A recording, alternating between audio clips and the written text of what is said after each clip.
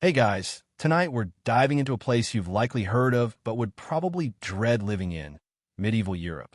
Specifically, we're stepping into the shoes of a child during that era. Spoiler alert, the odds are heavily stacked against your survival right from your very first shaky breath. No vaccines, no dental floss, no internet, and certainly no juice boxes to ease your way. So, before you settle in, take a moment to like the video and subscribe, but only if you truly enjoy the content I create here. Feel free to drop a comment letting me know the current time and city you're watching from. Dim the lights, maybe turn on a fan for that gentle background hum, and let's embark on tonight's journey together. It's early morning, and a chill seeps under the wooden door of a smoke-darkened cottage as you're born into a world that offers no warm welcome.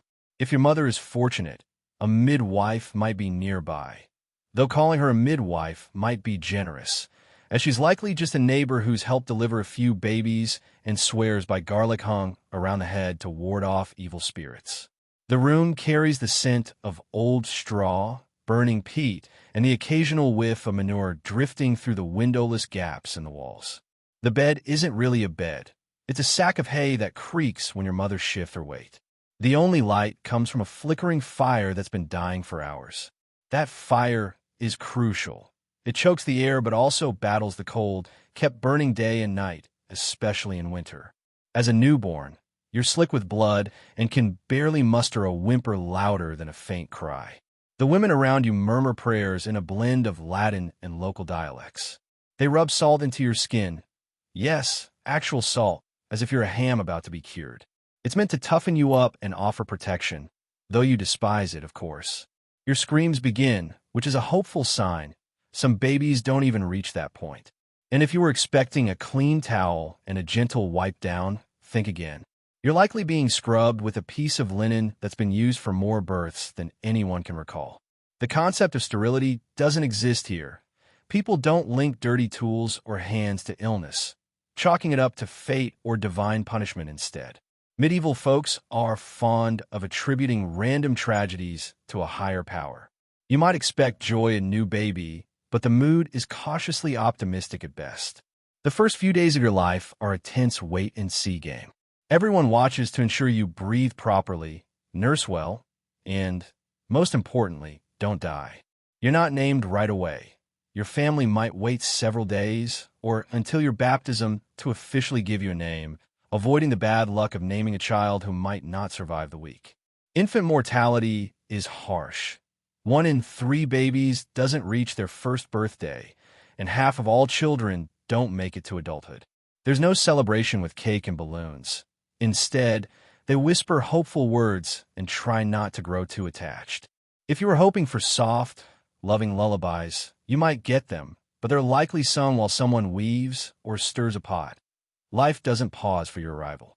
Your mother may need to return to work within hours or days, strapping you to her chest while she tends the fire or gathers herbs in the woods. There's no parental leave here. If she doesn't work, you don't eat. It's that straightforward. One surprising aspect is the communal child rearing. You're not just raised by your parents. You're passed around the village like a potato in a stew. Older siblings, neighbors, even the occasional monk might take turns rocking you or changing your swaddle. Speaking of which, swaddling isn't the cute burrito wrap you see on modern social media. You're bundled head to toe in long strips of cloth, your limbs completely immobilized, resembling a medieval mummy. This continues for months, as people believe it helps your bones grow straight and keeps you safe from falls or accidents, though it mostly prevents you from flailing and disrupting adult work. You're not meant to move on your own. If you wriggle too much, someone tightens the wraps, and if you cry excessively, you might be hung on a nail. Yes, it sounds awful, but it's true. Mothers sometimes suspend swaddled babies from hooks on the wall or a beam to keep them off the dirty floor and away from rats or fire. You dangle there like a medieval purse with lungs. A quirky belief emerges here. Some parents fear changelings, fairy imposters, might swap places with their real baby.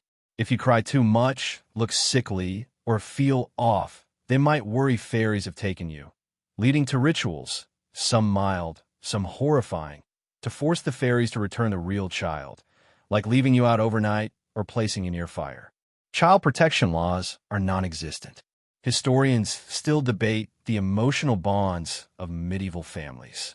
Some suggest high infant mortality made parents emotionally distant or pragmatic, while others argue they deeply grieved and cherished their children, even if life demanded otherwise. There's no clear consensus. Diaries and records are scarce, leaving much of the emotional landscape buried under centuries of smoke and silence. But for now, none of that matters to you. You're hungry, half-blind, and bewildered by everything. The sounds of animals outside, the bleating of goats, the clucking of chickens, the occasional bark, already part of your daily life for as long as you survive. Welcome to childhood in the Middle Ages. Surviving a few days is miraculous. The local midwife nods as if you've passed a test, and now comes your official entry into both your family and the church. Baptism. You're likely still swaddled, stiff as a board, when they carry you to the village church, a single cold room of stone, dirt, and a hint of dusty hope. There's no stained glass, just small, uneven windows letting in scant light. The floor is packed dirt, damp from decades of tears and spilled candle wax, smelling of incense, mold, and 1,000 unwashed tunics. The priest, an older man, mutters in Latin and gazes at your tiny, squirming form with a mix of uncertainty, impressed or annoyed. He's seen too many like you come and go. He dips his fingers into a bowl of water, its source a mystery, perhaps a river, a bucket, or rainwater, and it's shockingly cold, prickling your skin as it's poured over your head. You hate it, crying loud and frantic, but that's a good sign.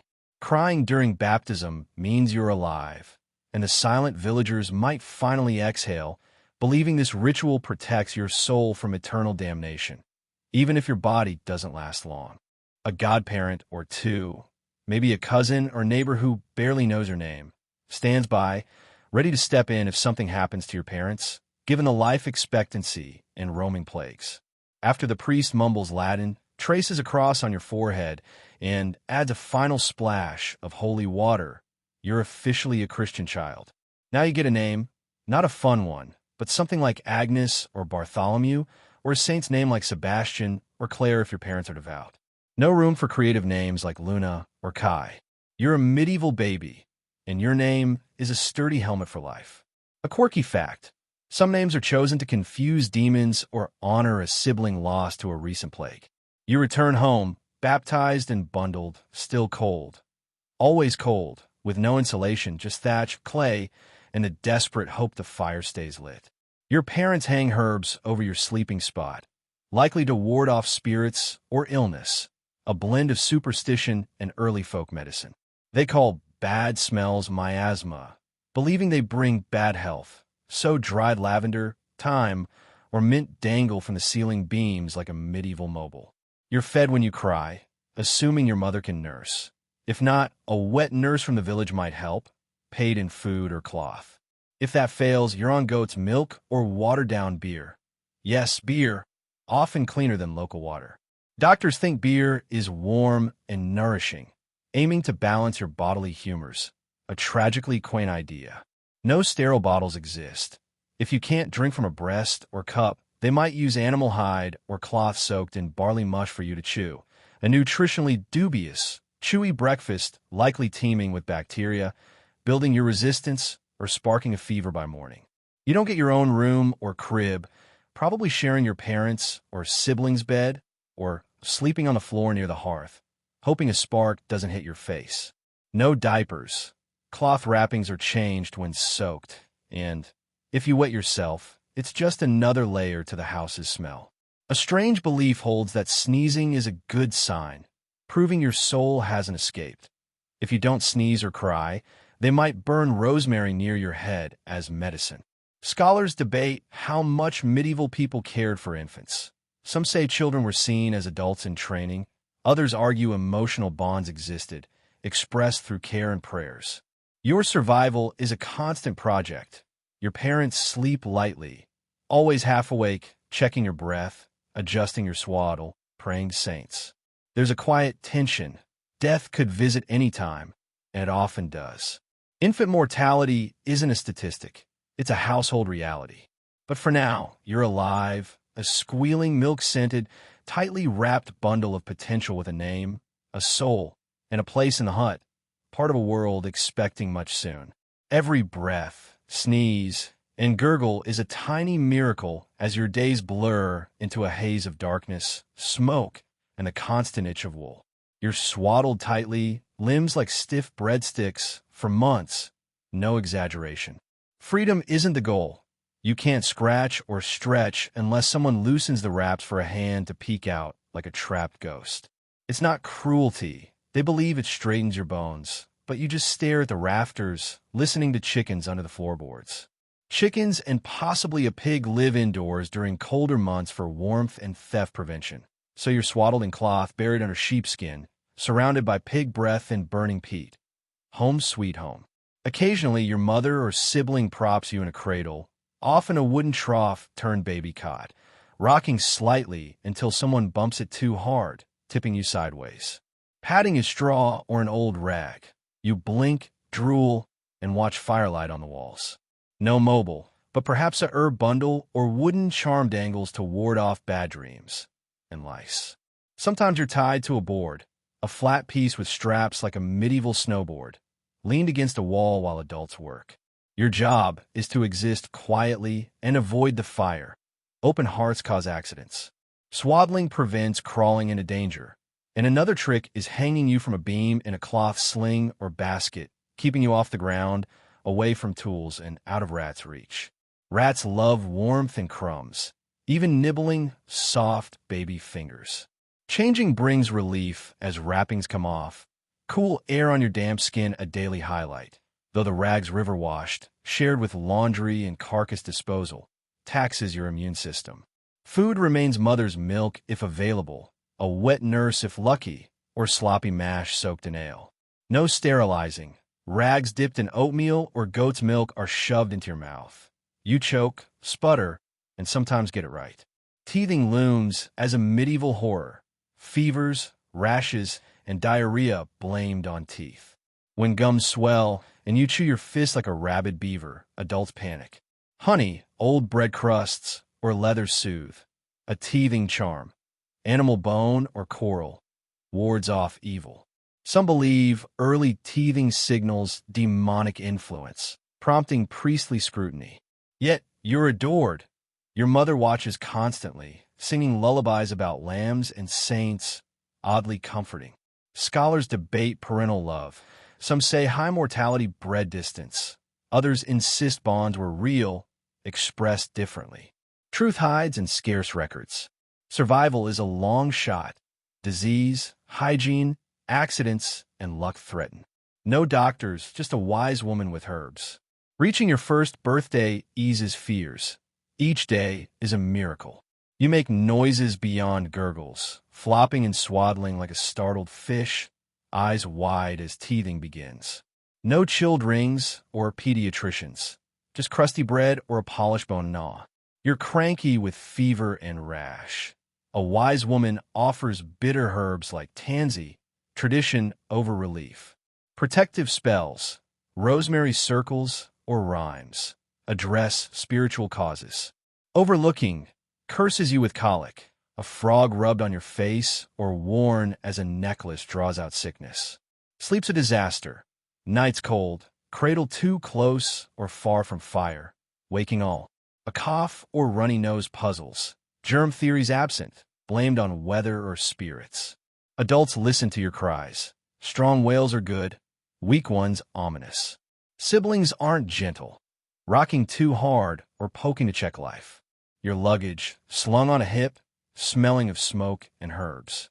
Bathing's rare, water cold, and shared. No one minds your scent. Parents plan your future, apprenticeship, not dreams. Scholars debate toughness versus trauma in this untherapied world. Yet you endure, drooling and biting, a fragile hope. Strapped to furniture, you wriggle free, a mobile hazard. Tied to a bench with linen, you're contained, whining amid village sounds. The fire fascinates you. Tied down, you watch pots boil. Burn scar, you explore rocks and ash, chewing feathers. By the doorway, You watch muddy streets, your entertainment. Family notes your reactions, weighing usefulness. Cleverness raises changeling fears. Charms, or less food curded. Stretched thin, they raise you with community support. Each day, a survival win. Excessive crying can quickly exhaust everyone's patience. Your siblings are already tired of hearing your voice, and your mother needs both hands free for spinning, cooking, patching, mending, hauling, and possibly caring for another baby. You're not the center of her universe. You're just one burning log in a much larger fire. Meanwhile, a strange, unspoken fear lingers in the air. What if this isn't just teething? What if you're affected by something unnatural, a changeling, an imposter left by fairies? In some villages, this fear runs deep. If your suffering seems odd, if you flail wildly, roll your eyes, or stiffen your limbs, they might go beyond herbs and prayers. The boundary between medicine and ritual blurs here. Historical records mention cases where children were placed near fire pits to observe reactions or held over running water while whispers filled the air. Sometimes it's harmless, sometimes it's not. Most often, it's just heartbreaking. Parents grasping at anything to stop the relentless screaming, lower the fever, and survive the night. Amid this chaos, here's a peculiar historical tidbit. In some European regions, a first tooth emerging on the top rather than the bottom was seen as a curse, marking you as a potential vampire, literally a blood-drinking undead after death. Good luck overcoming that reputation in a village where everyone knows your business. You'd better hope your teeth follow the correct order. Scholars still debate how seriously these beliefs were held. Some suggest the vampire lore was just local superstition amplified over time, while others argue medieval Europe had a complex, genuine belief system tying children, illness, and the supernatural together. The line between real and imagined threats was thin, especially in rural areas. Medicine, religion, and folklore weren't separate. They blended into one slightly terrifying mix. While your gums throb and your mind simmers with fever, the village carries on. No one halts their work for a sick baby. Carts creak along muddy lanes. The church bell tolls through morning fog. Your father might be digging a ditch for the manor, and your older siblings scare crows or gather horse dung in the fields. Your mother hums to herself while stirring a pot, occasionally glancing over to dab your forehead with a cloth that's lost its whiteness. You cry, babble, and sleep in fits, yet your body keeps fighting. If you're fortunate, the fever breaks, the tooth completes its painful emergence, and you ease up on gnawing furniture. The village's muttering subsides. Your mother rests a hand on your chest, feeling your deep breaths for the first time in days. No one says it aloud, but they all think it. This one might actually survive. You're tougher now, not stronger, but hardened. Your body has endured more than some modern adults. If another tooth comes soon, which it will, you'll scream, but perhaps not as long. Maybe your mother will recall the trick that worked before, and the frog can take a break. You've survived another strange, ancient trial of medieval childhood, rubbed with herbs, cursed at, possibly blessed, and almost certainly bitten by a flea mid-fever. Yet here you are, teething, thriving, one step closer to surviving another year. You're walking now, clumsily, unsteadily, and far from quietly. Your steps are awkward, wide-legged, sounding like sacks of potatoes tumbling downhill. But it's official, you've joined the upright. You stumble across the uneven dirt floor, hands raised like a tiny drunk monk offering an unrequested blessing. Sometimes you land face first in straw, sometimes in something less pleasant. No one rushes to help unless you bleed. Around here, falling is part of learning to walk, and walking is key to surviving. Now that you can move on your own, the world opens up, and it's utterly unprepared for you. The family hut, once a cozy cocoon, transforms into a medieval obstacle course of sharp edges, open fires, boiling pots, slippery floors, and livestock. You toddle between goat legs, under tables, over wood piles. A sibling plops a bowl on your head, dubbing you Sir Knight, and for 10 glorious seconds, you're the mightiest being in the room, until you trip over the pig. Yes, there's a pig, maybe two, snoring like sweaty accordions in a corner near the hearth. You step on their tails daily. Chickens scatter with your every move. Your mother no longer ties you to furniture, but keeps a constant eye on you while spinning or weaving, tracking where you've wandered. You're a walking disaster waiting to happen. She holds you impossible, but the moment her back turns, you're gnawing a broomstick or licking a chamber pot rim. Hygiene is a concept you've never encountered, and likely never will. Your diet evolves too. Milk, human or goat, isn't your sole sustenance anymore. You now eat what everyone else does, mashed and softened for your gums, stewed vegetables, pottage, bread soaked in broth if you're lucky, a spoonful of egg, or a cheese sliver. Most days, it's thick gray porridge with mysterious specks that might be herbs or yesterday's leftovers. You eat with your hands. No one trusts you with a spoon yet, shoving food into your face with the glee of someone oblivious to consequences. You eat until you doze off mid-chew. You drink small beer now, a watered-down version made for children and the sick. It's barely alcoholic, more like medieval Gatorade, safer than water tainted with dead animals or leaky privies. Unless boiled, drinking water invites dysentery. So beer it is. Cheers, toddler. Not everything agrees with you. Stomach cramps hit sometimes, and diarrhea can stop you mid-stride, forcing you to sit and accept it.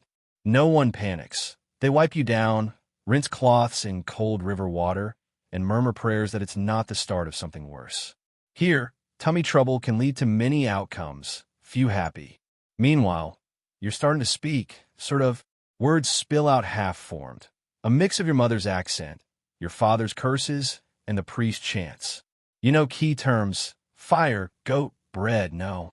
You echo everything, including the occasional swear that earns laughs and raised eyebrows. Some households encourage language with rhymes and songs. Others expect silence and obedience, depending on who's raising you and how little sleep they've had. A fringe belief emerges. Children, freshly born and untainted by sin, are closest to the spiritual realm. They think you might see ghosts, angels, or the devil.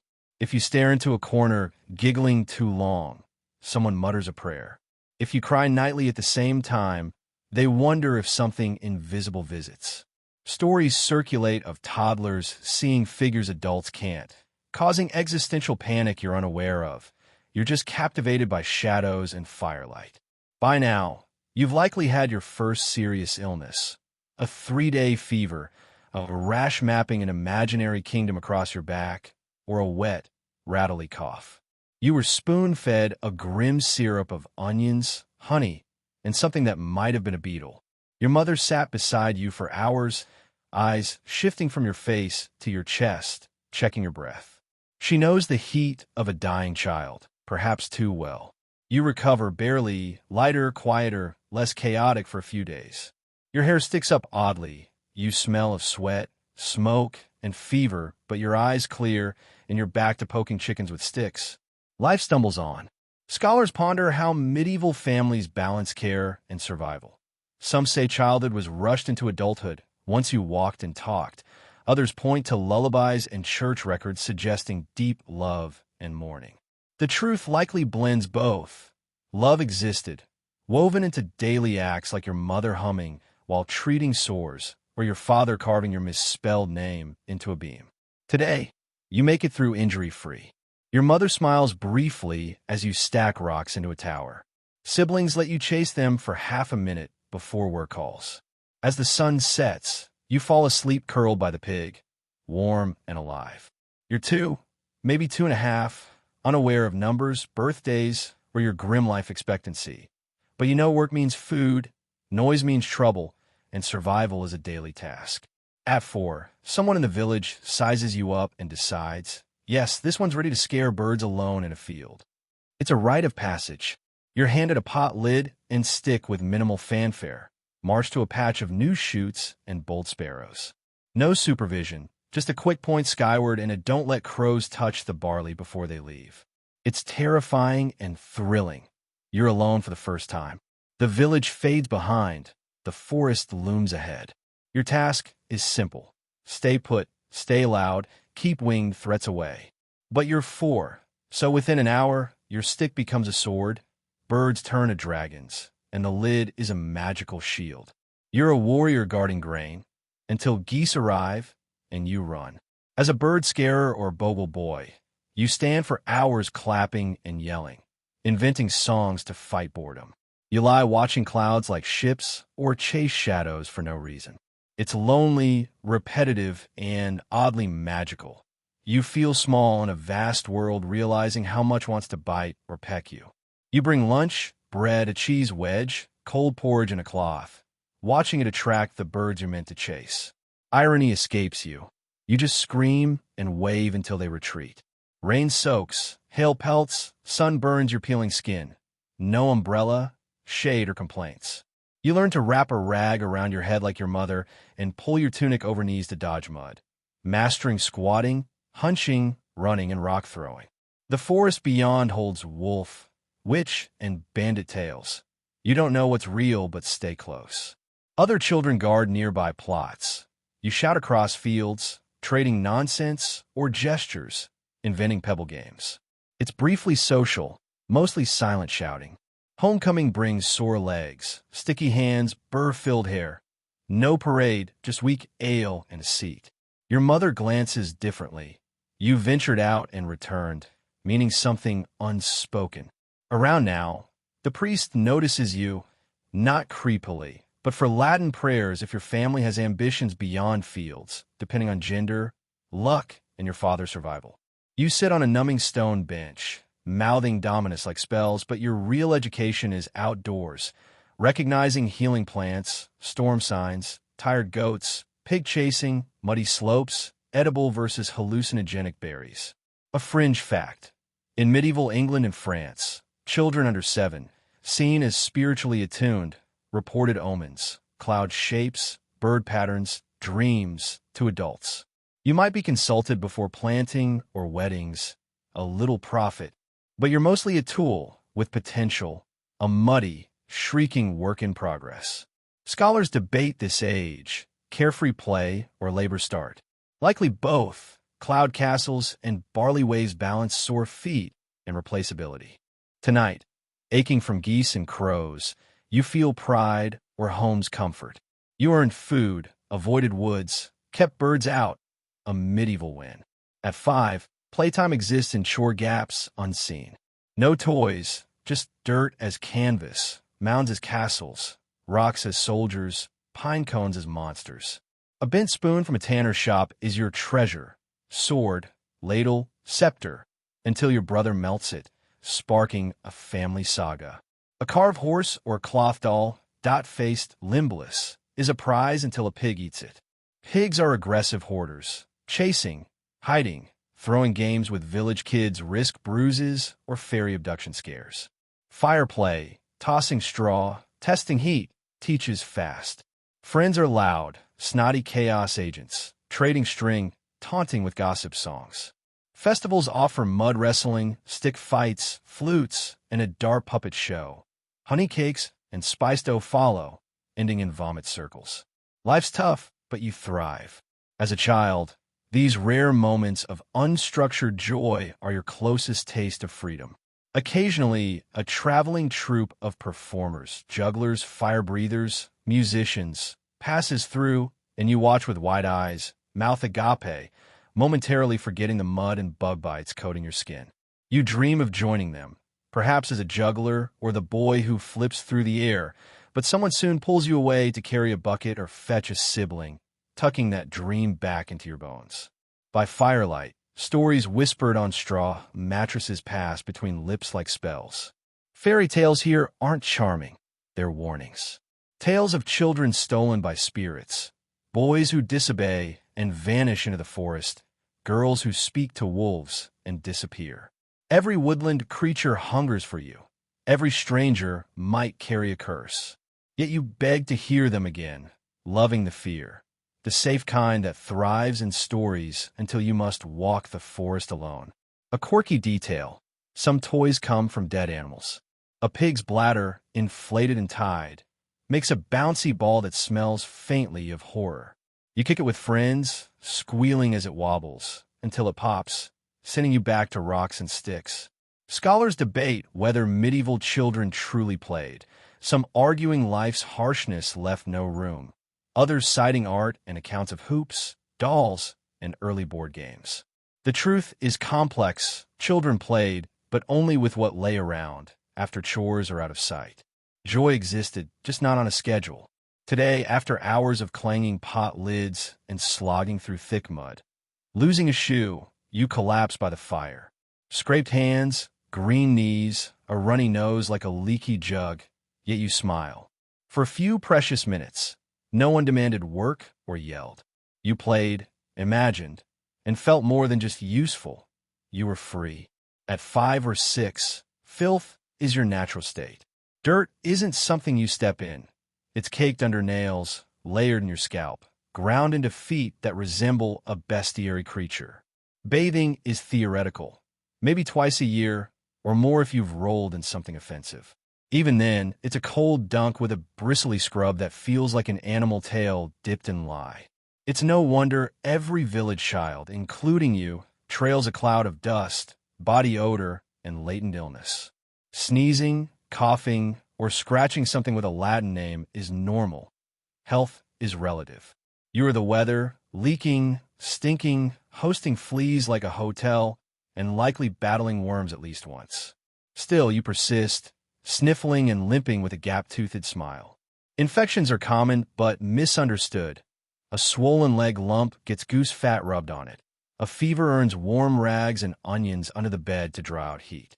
If that fails, the wise woman might boil onions in beer and pour it on your chest. Medieval medicine is a bizarre soup applied to the wrong spots. Constant sneezing prompts genuine bless yous. In some regions, it's believed your soul escapes, leaving you open to demons, so it's a magical shield. Too many sneezes might spark rosemary burning or fennel waving, smelling of futility and doing nothing. Your experience revolves around a cycle of minor ailments traded like market coins. Everyone coughs, everyone sports sores.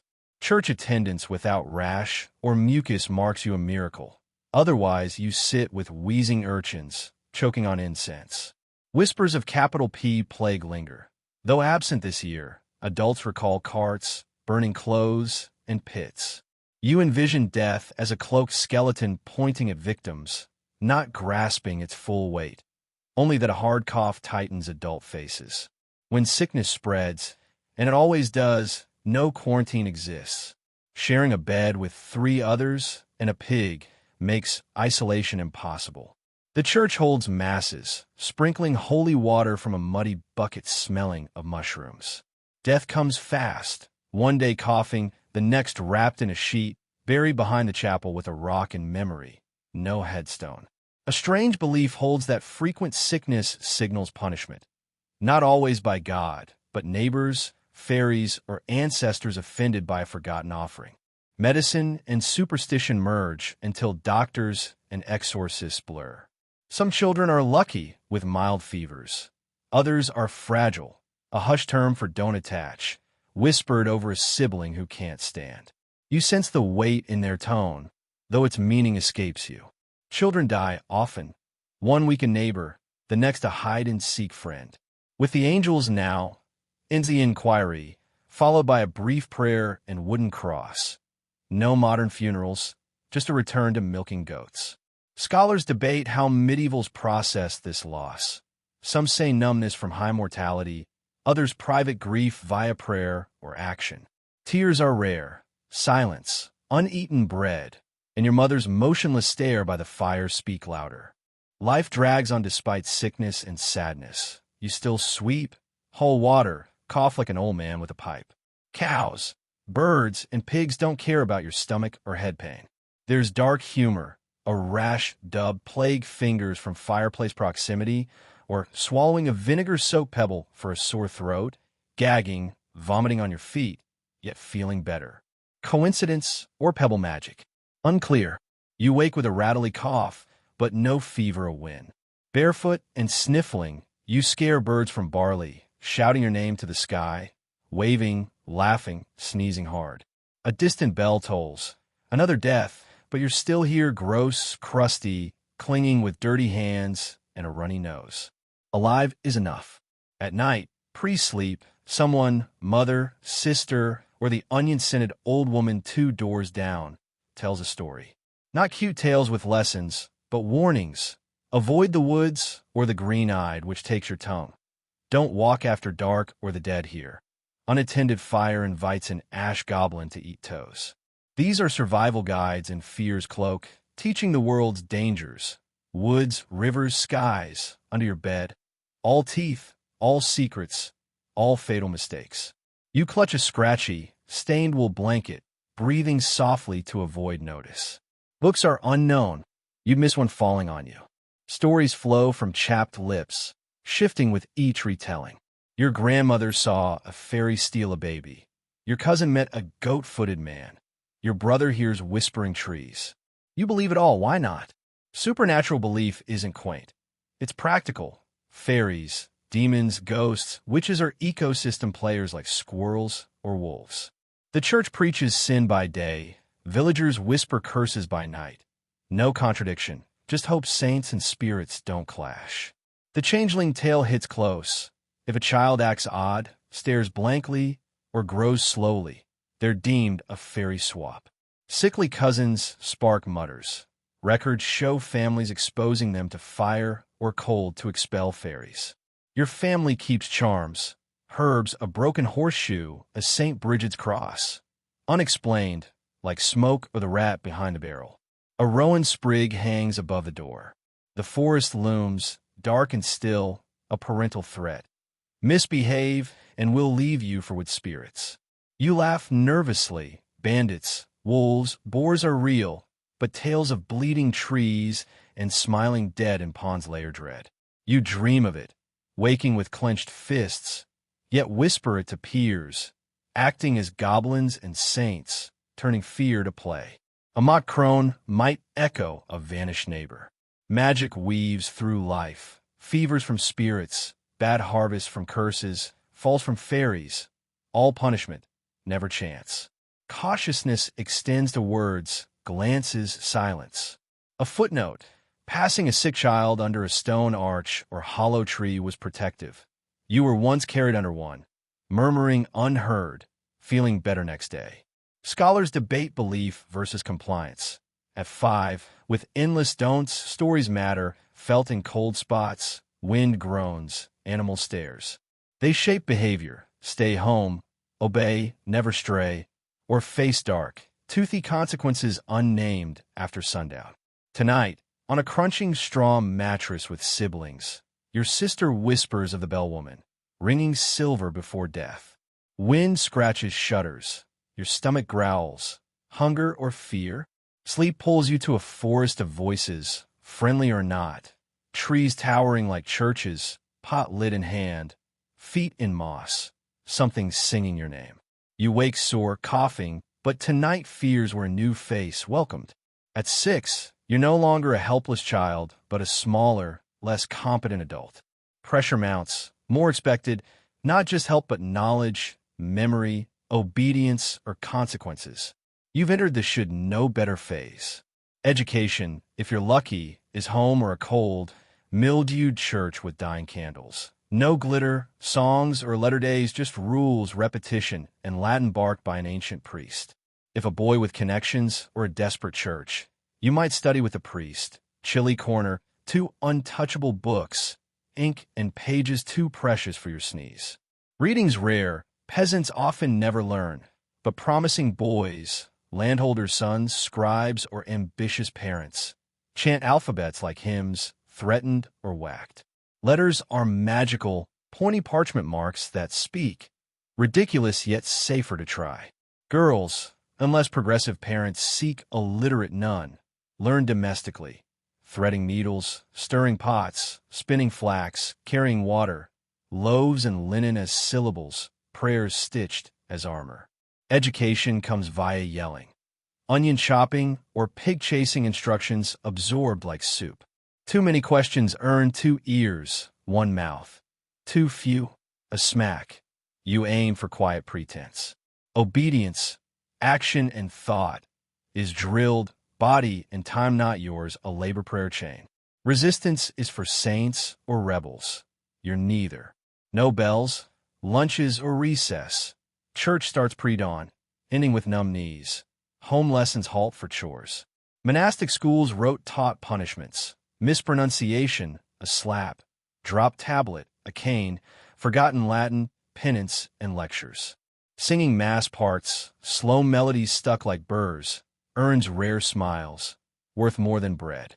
Outside, work teaches thatching, wood stacking, herb gathering without poison. Mushrooms, berries, sick goats.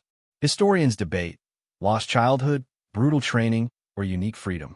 Fragments, paintings, poems, monks' complaints suggest all. Today you carry a jug without spill, recite a dust prayer, bundle nettles sting-free. No gold star, but your mother's non-scowl, brother's lighter smack, priest's nod suffice. Enough to avoid hits, starvation, survive, your highest grade. At 7, lucky, sacred, old enough, rolls in your mind. Your father's grim, nod signals readiness to leave. No ceremony, just a gray morning, extra black bread from your muttering mother. You're apprenticed, handed off. Family can't feed another mouth. Someone needs a floor sweeper, maybe a trade learner. Luck dictates a craftsman, cooper, weaver, shoemaker. If fortunate, not child-hating, with siblings to join sharing mats, stealing dinner, learning hammer skills finger safe. The first day terrifies. Small sack with 2 clothes, a spoon, mother's secret herbs. The town feels foreign. New walls, smells, adults calling you boy or girl. Unnamed. You nod, stay small, smile cautiously. Defiance risks punishment. The master eyes you like an unwanted stray, demanding sir or master. His wife warns, don't break anything. You sleep on old cloth by a fireplace, near a cracked nail jar. Apprenticeship begins with drudgery, sweeping dust, wood cloth, emptying pots, fetching water, scrubbing benches raw, testing obedience and endurance. Crying or speaking out earns scrutiny, but you start learning shoe stitching, bellows, loom rhythms, wool quality, ash versus oak by smell, via repetition, errors, clip guidance. Terms are vague, till real work, years or forever. Some never return, absorbed into masters' families, taking surnames, marrying in. Unlucky, your servant. Fetching, cleaning, obeying, no skill, just a tool. Broken arm scolds clumsiness, crying, quiet shame. Girls face sharper rules. Work, clean, eyes down, domestic arts urgent, soon marriageable or vulnerable, no protection, just warnings. Moments sneak, bread bites, task laughs, mother's hummed pot scrubs. You grow skilled, observant, cautious, powerful. Scholars debate exploitation or education. Some are used up, others master trades. You sweep, count blisters, memorize tool sounds, tie knots in dark, await again better. Church disappoints, cold, echoey stone, damp wool, not the shining magic imagined. Regular attendance marks your sinner status. No play, just quiet suffering. Long Latin, numb knees, choking incense in your best, least mended, tunic, pinched shoes. Children huddle back, or sides, glared at, shuffling, bowing, fidgeting on tall benches. You mimic piety like smoke, priests' robes droning Latin you nod to. You catch fragments of the priest's Latin, asterisk peccatum asterisk, domini, words that feel serious, sacred, almost dangerous, tasting forbidden and ancient as you murmur them. Church services stretch longer than anything else, save harvest days or sleepless winter nights, gnawing bread ends. You kneel, stand, sit, bow, and repeat in sync with the congregation. A second's delay earns a pinch from your mother. Not hard, just a reminder. If you're lucky enough to learn letters with a priest or a monk, you chant the Pater Noster rhythmically. Its weight clear even if its meaning eludes you. Some days, the priest tests you publicly. Mistakes bring a quick, flat stick from behind the lectern. The church itself fascinates you, though no one encourages it. The altar glows with candlelight, and you swear a saint's carved eyes shift when unwatched. Chipped statues, St. Mary, St. Peter, St. George, bear terrifying tales. Skinned alive, beheaded, dragon tamed, then martyred. Holiness, you realize, doesn't promise happiness. Rafters groan above, birds nesting there. During sermons, you count cracks or spot drifting feathers, a rare allowed distraction. Talking or laughing yanks you outside to stand with troublemakers in the cold. A hushed fringe fact. The old man by the door once muttered that important folk, lords, priests, even children, are buried under the floor. Pressing your foot down, you imagine bones inches below, haunting your sleep. Church enforces order, reminding you of your low rung on the medieval ladder, closer to the priest's shoes than the top.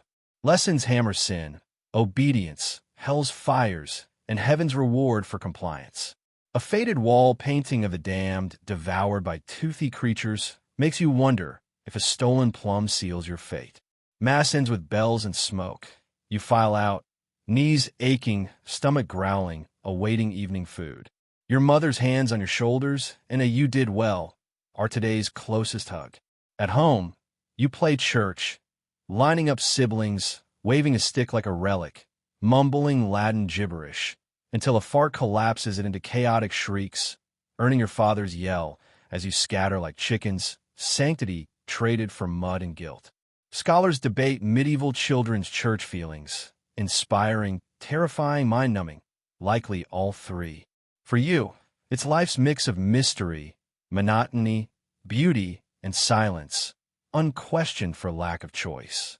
Tonight, incense clings to your tunic as you whisper a prayer, not from full belief, but caution, superstition, a comfort against life's odds. Your mouth throbs again, a deep ache pulsing from jaw to temple. Ignoring it, chewing left, grinding less, sucking cloth fails. You wake nightly with tears, fingers probing as if to yank the pain out. Your teeth rot. No one's shocked. At 8, baby teeth yield to adults, some already decaying. No toothbrushes, toothpaste, or dentists. Cleaning's a rag, salt, and prayer, maybe mint or ash. Sugar's rare but coarse, gritty bread, sandpaper's enamel, plus meat gristle, sour wine, or underchewed roots doom your teeth. A brown spot marks decay. Pain strikes sharp, hot, then dull and endless. Your breath reeks, unnoticed amid wet sheep and garlic scents. You've seen uncle spit blood, cousin scream through a blacksmith's plier pole in snow. No numbing, just a village-echoing yank. Unready, you hide your swelling jaw, avoiding eye contact on aches, fearing blacksmith or knife if it reaches your eye. Remedies blend herbal lore and superstition. Grandmother's onion vinegar poultice burns and reeks. A neighbor suggests clove oil, unavailable, or hot ale, stomach lurching. Charming fixes include dried frog brains in cavities or mousebone powder on gums. Monastery records suggest desperate tries. Poor as you are, you get willow bark, pain-dulling aspirin, salt, mud hope, and a church candle flame ritual with clenched teeth prayers. Chores persist. Water, chickens would half grimacing against cold air on exposed teeth, sleeping badly with nonsensical dream colors, waking jaw-locked and teary. One morning, pain vanishes, you bite bread, taste copper, spit a black-rooted tooth. Fascinated and horrified, you show mother. She shrugs. Give it to the fire, or rats bring more pain. You watch it burn, imagining pain's end, though a lighter ache lingers. The whole obsesses your tongue. No tooth fairy, teeth signal rot, detachment learned. A fringe belief. Toothaches from toothworms prompted smoked-out remedies. Scholars note chaotic dental practices, abscesses, wax, linen fillings, terrifying extractions, but you just endure, weeping in his soup, dreading the next tooth's clock. By 8 or 9, animals aren't friends, barely domesticated, attitude packed with hooves and teeth, eager to knock you. Pigs charge, bite, eat anything slow, warnings rival fire's danger. Chickens scar your arm. Geese terrify with cold calculation. You handle daily livestock care, feeding, cleaning, chasing strays, knee-deep in mud or worse, herding goats with sticks and greens, mucking stalls, stench clinging despite ash scrubs. Slaughter days involve setup, water, leg holding, knife cleaning. The pig's human-like scream, warm blood on straw, flips your stomach, don't flinch steals you. Grateful for day's meat, you stare at its glassy eyes, dreaming its talk, waking sweaty. Chickens are quicker, but twitch post-death. Your scream laughed off, silence next time. Animals fuel food, labor, heat, clothing. You wear their skins, drink milk, eat flesh, fall on bones. Unpredictable, kicking cows, biting horses, attacking roosters teach approach tactics. A fringe fact. Some regions tried animals, pigs, goats, roosters, publicly for crimes like child killing. Unseen locally, stories persist. You name them. Crooked Leg Benny, One-Horn Laura, whispering secrets safer than a people. A kitten, fed and hidden, vanished after a week. Father's too many mouths ends your tries, cried into straw. Scholarship shows contradictions. Animals as tools or companions. Dogs buried with owners. Horses blessed. You see both. Ox slapped and praised. Cat cursed and fed. Love as survival, not tenderness. Chasing a runaway goat, you trip, scrape, curse, priest gasps, grab its horns in rage relief, bleeding home. Mother nods, didn't think you'd catch it. The goat's stare hints knowing. By fire, clothes steam, hands smell of hay blood. You dream the pig's silent watch. Dinner's a scramble. 9-year-old you masters elbow sharpness, spoon speed, portion tactics without eye contact. Communal, chaotic, it's pottage, grains, roots, rare meat shreds, or coarse, gritty bread, chewed carefully on less painful sides. Youngers gum mush, you hope jaw aches hide. Fast eating, deep scoops, elbow guard secure shares, even broths fought for. Hunger breeds strategy. A drop spoon earns a slap. We're not pigs. Ironic amid shared bowls. Cheese is hard, salty, moldy. Holidays bring salted fish or hen, bones as toys. Wooden trenchers or tables serve. Shared, reuse spoons, ignore clean. Small beer, sour but safe, beats river filth. Rare cider or wine twist your face. Beliefs link rabbit to timidity, beef to aggression, lentils to melancholy. Ignored if edible. Meals vary, twice or once. Thinner in bad weather, quiet with watery turnip. Scholars note communal bonds, but it's elbowed ribs and cabbage shreds. You fantasize specific foods, bread, honey porridge, unshared apple, once drooling over a chicken dream. Tonight's pottage, odd tasting with 2 bread hunks, mother serves last, scraped remnants. Half full, you lick drips, tomorrow's food, a weather rat god gamble. At 9 or 10, the forest, dense, tangled, crooked-fingered, watches, listens, waits from barley's edge. Hearth whispers, don't tell mother, end in vanishings. Sent alone for firewood. It's simple. Go, gather, return.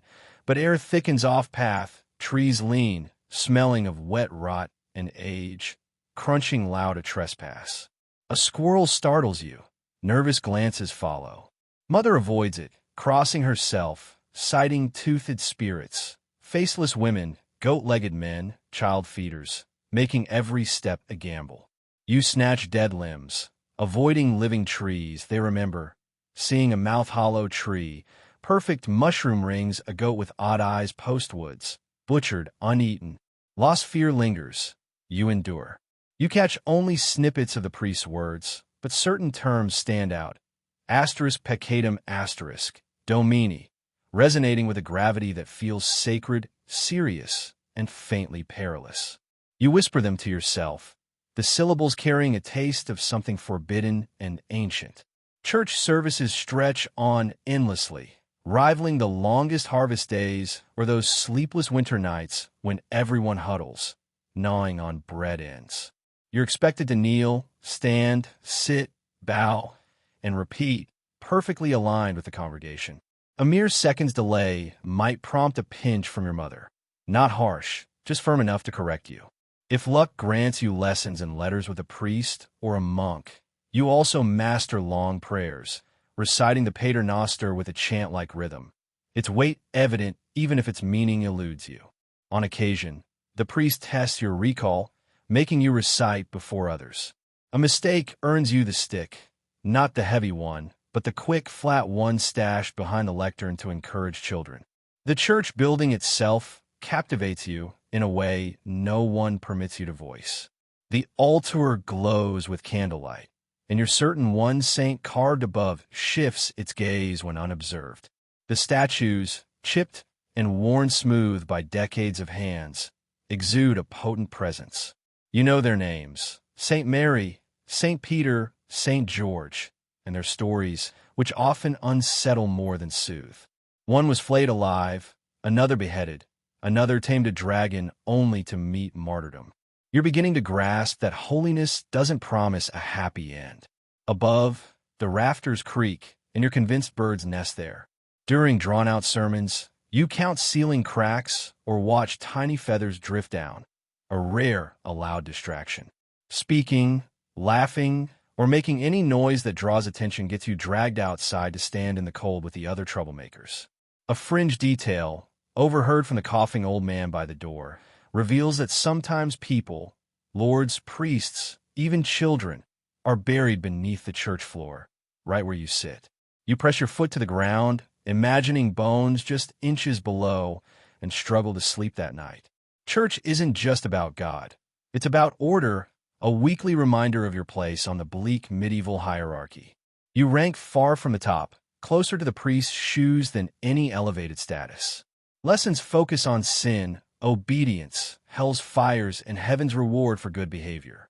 A chipped, faded painting on the wall depicts the damned devoured by creatures with too many teeth.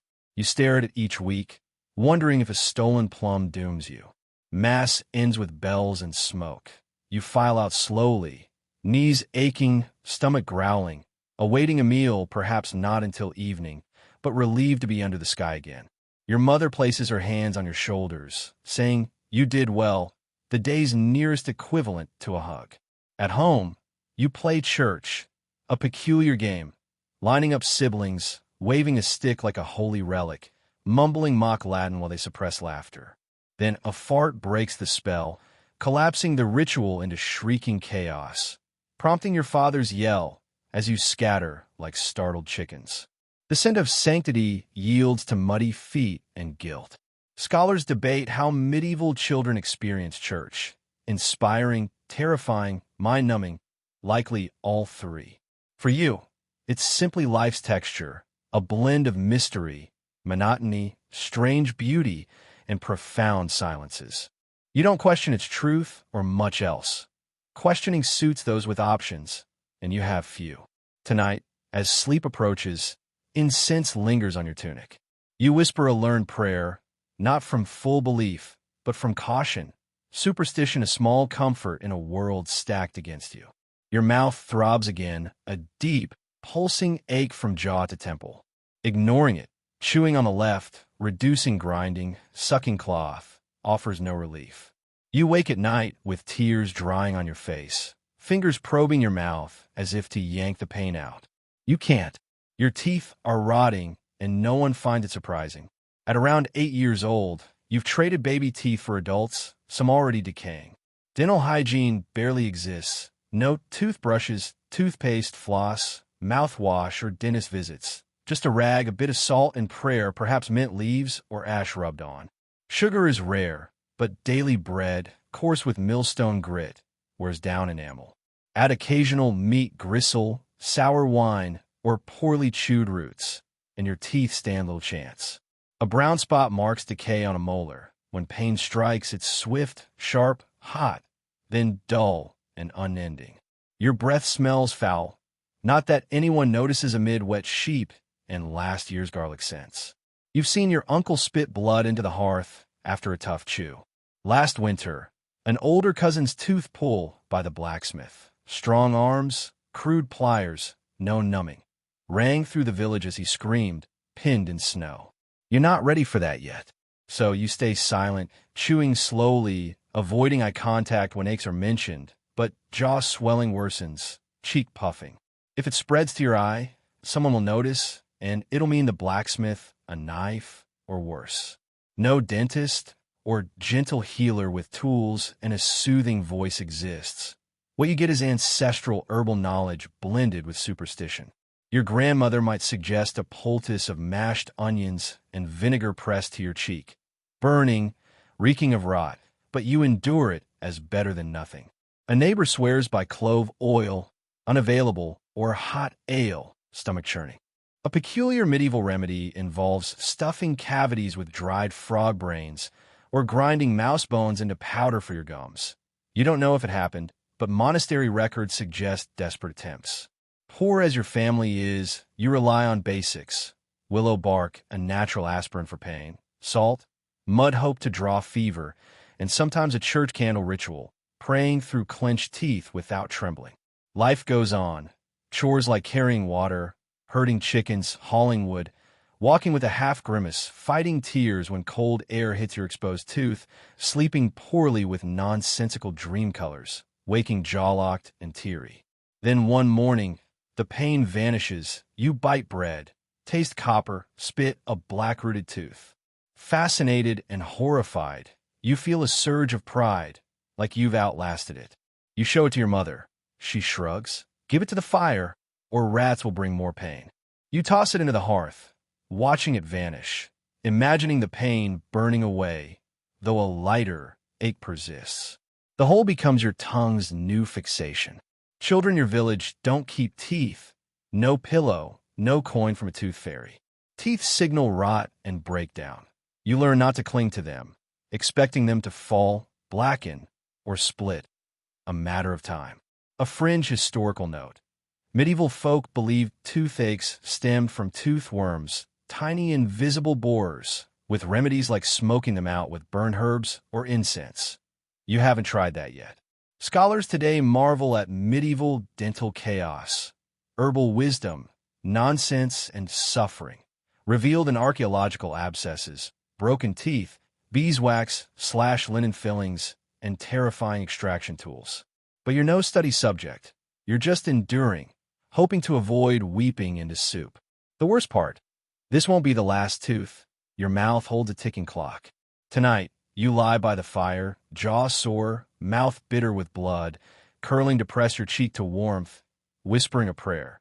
Not to Saint Apollonia, unknown to you yet, but to anyone listening, the fire, saints, your teeth, pleading for the next to fall clean. By now, you've realized the animals around you aren't friends. They're not cute or pet-worthy. Most are barely domesticated bundles of attitude with hooves, teeth, and a keen desire to knock you down for amusement. You tread carefully around pigs, never behind, never too close. Pigs don't just squeal and oink. They charge, bite, and devour anything slow, including you. No one softens the warning. Don't fall near the pig pen. Ranks with mind the fire. Both can kill, and both have. Chickens seem harmless until you collect eggs amid an enraged hen's squawk. You still bear a scar on your forearm from the last attempt.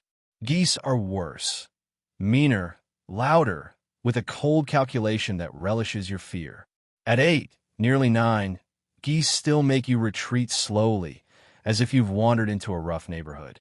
Your role now includes regular livestock help. Not the heavy tasks, still your father's or older boy's domain, but daily care. Feeding, cleaning, chasing strays back to pens. You're the operation's eyes and legs, sprinting after escapees, spending mornings knee-deep in mud.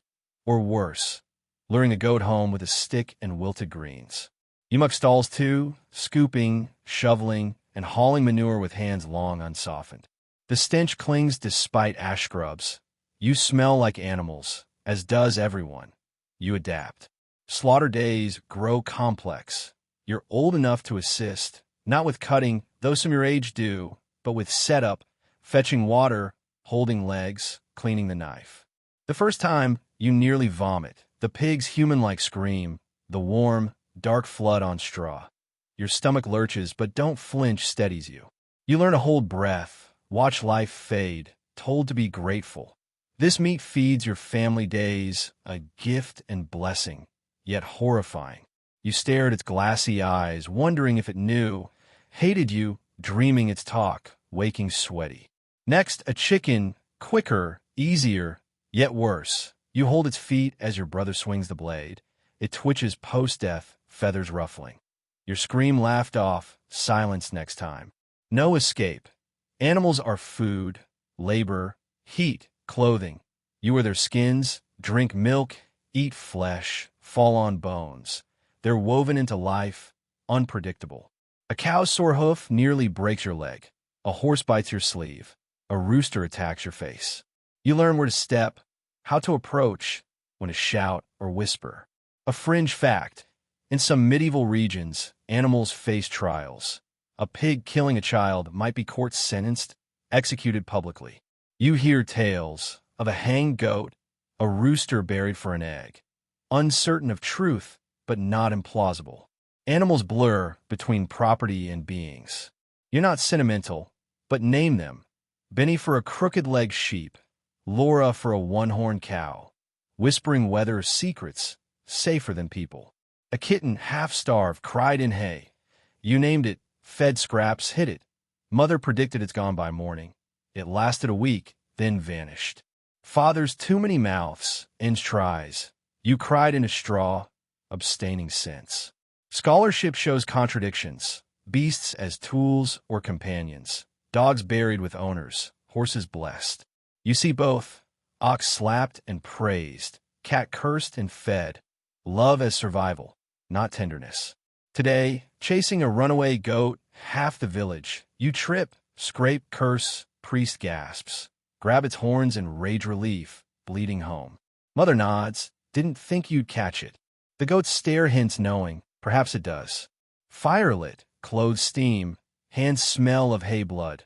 You dream the pig's silent watch. Dinner isn't a meal, it's a scramble. No call to table or candlelit calm, but a spoon fight. At 9, you've honed medieval dining skills. Elbow sharpness, spoon speed, securing your share without eye contact with bigger folk. Survival hinges on tactics. Meals are communal, chaotic, starkly simple. Siblings, parents, maybe a lingering cousin huddle around a single steaming bowl or pot. Your next hour's sustenance in a chipped wooden vessel.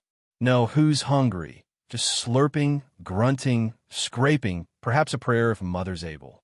Inside, pottage, ever-present, boiled grains, root vegetables, sometimes lentils, occasionally a meat shred or greasy bone with flavor. Not soup, but edible paste, seasoned with salt if available, or a wilted herb if recalled.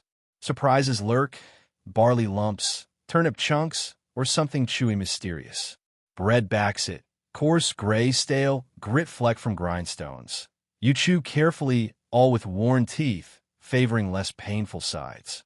Younger's gum mush. You once did, now slow chewing, hiding jaw aches. Eating's rapid. Food hits, spoon strike, no seconds.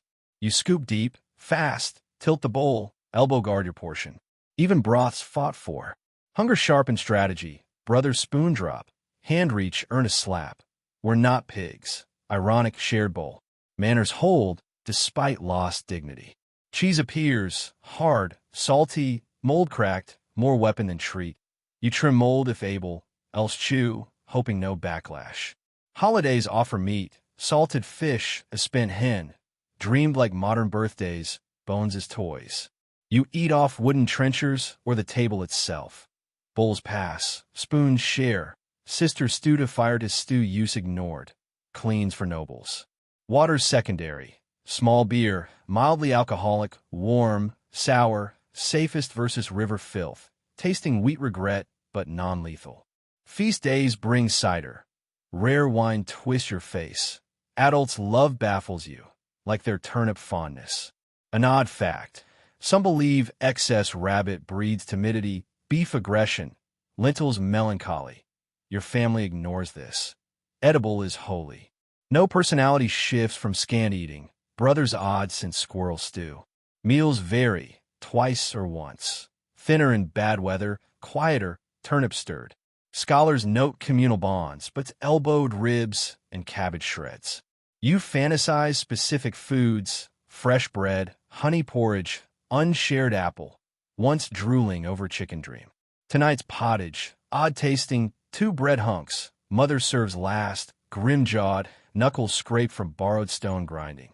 She waits, watches, father eats, she scraps remains. Adults last, if at all. Half full, you sit firelit, fingering bowl-rim drips. Tomorrow's food hinges on weather, rats, animals, gods you don't dwell. Hunger waits, saint patient. Tonight, you've eaten. For years, you've known the forest isn't your ally. It watches, listens, waits. From the barley field's edge, the treeline looms, dense, dark, branches like crooked fingers. Hearth whispers begin, don't tell mother, ending in vanishings. At 9, perhaps 10, you're finally sent alone to the edge. Not far, just for firewood. It sounds simple, go in, gather, return, but never feels so. Stepping off the path, air shifts, quieter, thicker. Trees seem to lean, listening. You fix eyes on ground, feigning twig focus, shoulders tense, breath shallow. The forest smells, wet rot, something ancient like entering uninvited. You tread softly, avoiding noise, fearing to rouse anything. A squirrel darts, you nearly drop sticks, cursing quietly, glancing nervously. Your voice feels intrusive. You're not alone in this fear. Mother avoids it unless forced, crossing herself, sighting toothed spirits. Not wolves or rare bears, but faceless women, goat-legged men, child feeders. Each step a gamble. You snatch dead limbs fast, shunning fresh breaks, told never to take from living trees. They remember, grandmother warned, don't like thieves. No spirits seen, but oddities linger. A mouth-hollow tree, perfect mushroom rings. Once a goat returned after 3 days, eyes off, uncle butchered it. Meat uneaten, smelling wrong. Getting lost haunt your thoughts.